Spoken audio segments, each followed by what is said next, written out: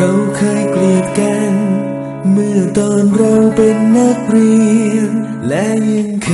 ยมีเรื่องกันไว้เราเคยโกรธกันเมื่อเจอกันในชั้นเรียนไม่เคยยอมฟังผู้ใดไม่เคยยอมให้กันชอบทะเลาะมีเรื่องกันทุกที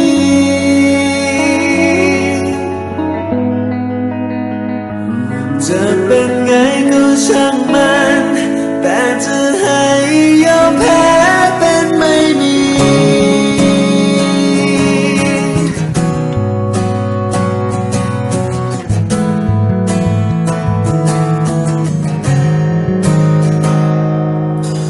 พอเราเติบโตกลับเปลี่ยนแปลงความคิดเดิมและเราลืมที่ทำกันไว้ทำความเข้าใจไม่ให้ใครมาซ้ำเติมจูงมือพากันก้าวไปรักใจเราช่วยกันหากปัญหามีอยู่เราไม่กลัว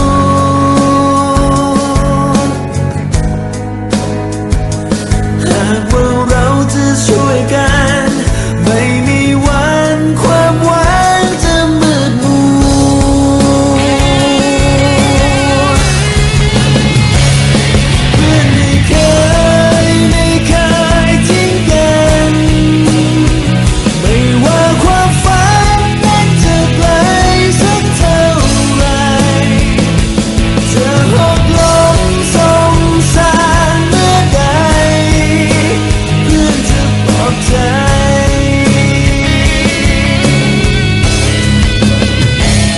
ไม่มีคนที่จะรู้ใจไม่มีใครรักและตามใจเหมือนเพื่อนเก่าจะทำไงตามใจแต่เราเพื่อนเรารักจริ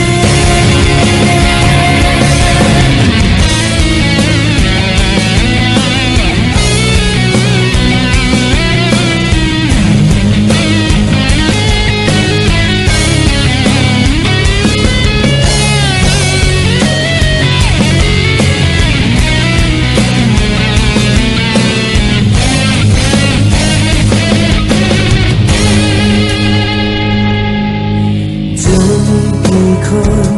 ที่จะเคยมีเพื่อนดีและให้เราทำตามความฝันจะมีกี่คนที่เต็มใจจะร่วมทาง